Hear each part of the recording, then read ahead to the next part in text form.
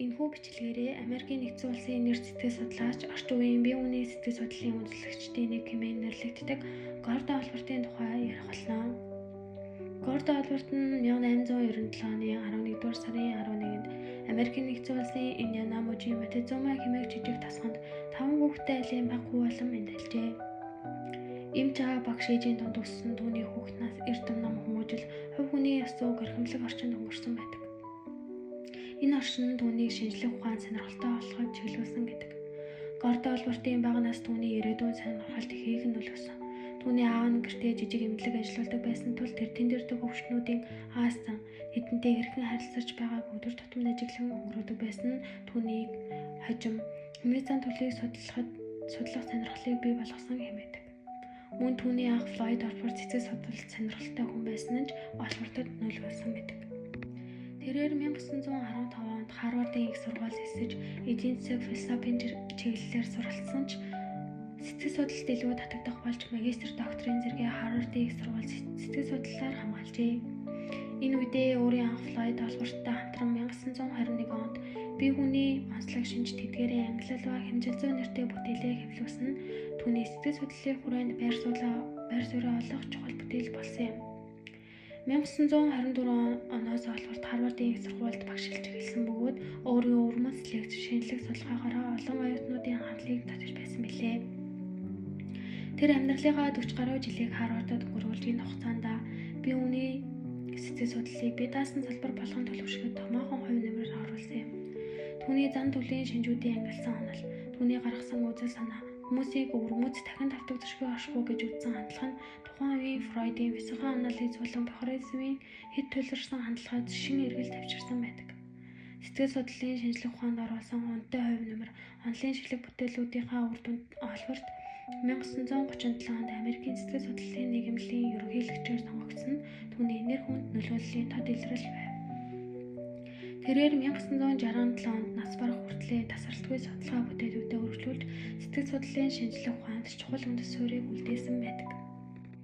Албертийн үзлээр хүн бүр доктортой, дахин автагдахгүй зан чанартай бөгөөд үүний үндсэн дээр хүний зан төлөвийг ойлгож тодорхой хэмжээнд таамаглах боломжтой. Мөн хүний оршихуй зөвхөн өнгөрсөн туршлагаар биш харин ирээдүйн зорилго эрмэлзлээр чиглэгддэг гэх үзэл нь тэр үеийн бусад сэтгэл судлаачдаас ялгагддаг байсан.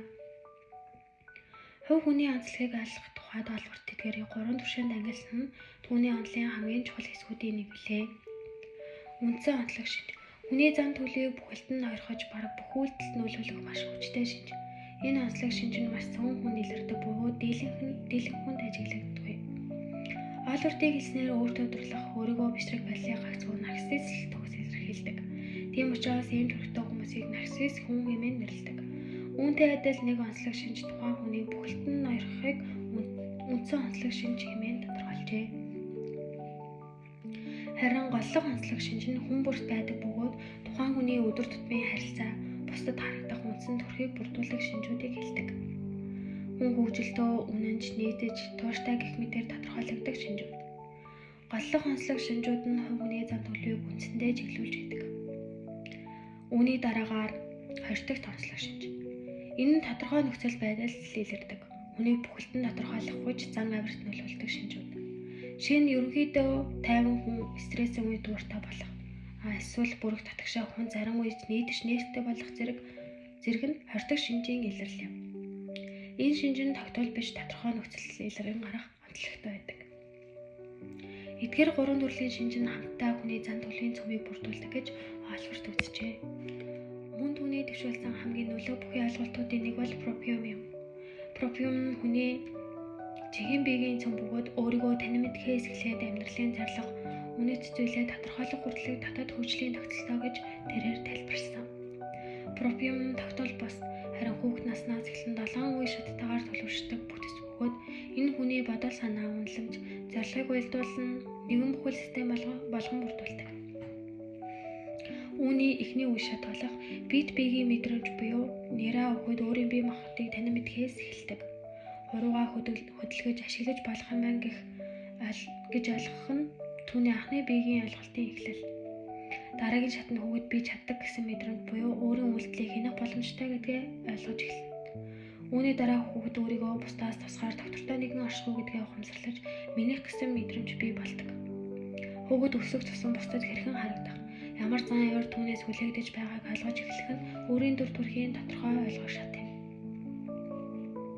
Өсвөр наснд хүрэхэд хүн логик сэтгэлгээ шийдвэр гаргалтаа ашиглан өөрийн үйлдэлээ илүү ухамсартайгаар зохицуулж чаддаг болж рационал бие төлөвшдөг.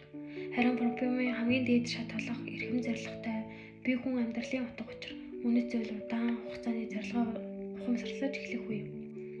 Би бусдад тусалахын тулд сэтгэл зүйж болно. Би урлагаараа өөрийгөө илэрхийлэн гэх мэт сонголт нь энэ шатны тод илрэл юм. Эдгээр үе шатуудыг нэгтгэл проблем нь хүний биеийн энгийн мэдрэмжээс тавж түүний үнэт зүйл, зорилго, амьдралын чиг баримжаа бүхэлд нь багтаасан тогт бүтцийг илэрхийлдэг гэж тэрээр тодорхойлсон. Түүний эдгээр онол үзэл санаа ойлголтоос гадна Ольвертийн Personality Psychological Interpretation, The Nature of Prejudice гэх олон бүтээлүүд нь сэтгэл судлалын салбарт онцгой байр суурийг эзэлдэг. Тэрээр бүтээлүүдтэй хүний сэтгэл зүйг суурьтай тайлбарлаж, мөн хүний зан төлөвийг шинжүүдийн тогтолцоог өгөх зэргээр дурдсан байдаг. Өнөөдрийг хүртэл түүний бүтээлүүд сэтгэл судлалд иш татгсаар байгаа билээ. Эцэст нь Гордон Ольвертийн бүтээл үзэл санаа хүнийг өнгөрснөөр бос ирээдүйд чиглэсэн зорилготой өрмөц бүтцтэй оршихуй хэмээн ойлгоход чиглэгдснээр сэтгэл судлалын шин хөгжлийн эрүүн үеийг нээсэн байдаг. Түүний санал болгосон хүний бүхэлд нь утга учиртай оршихуй хувьд авч үзэх хандлага нь өнөөдөр сэтгэл судлалын олон салбарт үнцэнтэй хэвээр үлдсэн бөгөөд хувь хүний сэтгэл судлалын тулгуур ойлголтуудын нэг болдог. Ольвертийн үзэл нь биднийг хүн бүрийг давтагдашгүй ертөнцийг хүндэтгэх, түүний онцлог шинж зорилго утга учирыг ойлгох замд өргөжлүүлэн чиглүүлсээр байна. Түүний үзэл санаанууд сэтгэл судлалыг огт өөрөөр харах боломжтой гэдгийг олон судлаачдад ойлгуулсан байдаг.